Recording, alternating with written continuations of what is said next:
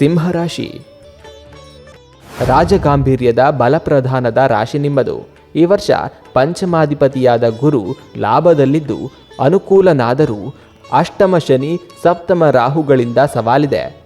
ಮಕ್ಕಳ ಉದ್ಯೋಗ, ವಿವಾಹ, ಸಂತಾನ ಭಾಗ್ಯ ಹಾಗೂ ಮನೆಯಲ್ಲಿ ಮಂಗಲ ಕಾರ್ಯಗಳು ನಡೆಯುವವು.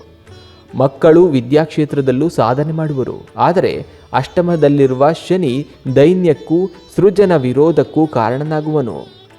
ದವಸ ಧಾನ್ಯ, ಸುವರ್ಣ, ರತ್ನಾಭರಣ, ರೇಷ್ಮೆ ವಸ್ತ್ರ, ಮಂಗಳ ವಸ್ತುಗಳ ಮಾರಾಟದಲ್ಲಿ ಲಾಭವಿದೆ. ಕಂಪ್ಯೂಟರ್, ಎಲೆಕ್ಟ್ರಿಕ್, ಎಲೆಕ್ಟ್ರಾನಿಕ್, ರಾಸಾಯನಿಕ, ಜೈವಿಕ ಉತ್ಪಾದಕರಿಗೂ ವಿತರಕರಿಗೂ ಆರ್ಥಿಕ ಅಡಚಣೆಯಾಗುವುದು. ಸಾಲದ ಹೊನ್ನಶೂಲದಲ್ಲಿ ಪೀಡಿತರಾಗುವಿರಿ.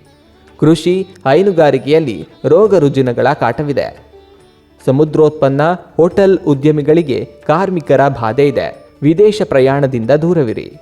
ಆತ್ಮೀಯರ ಮಾತು ಮತ್ತು ವರ್ತನೆ ಉಂಟು ಮಾಡುವ ಬೇಸರದ ಹೊತ್ತಿನಲ್ಲಿ ಗುರು ಹಿರಿಯರ ಮಾರ್ಗದರ್ಶನ ದೊರಕಬಹುದು. ವರ್ಷದ ಕೊನೆಯ ತನಕ ವೈದ್ಯಕೀಯ ವೆಚ್ಚ ಹೆಚ್ಚುವುದು. ಸ್ಥಾನಭ್ರಂಶದ ಭೀತಿ.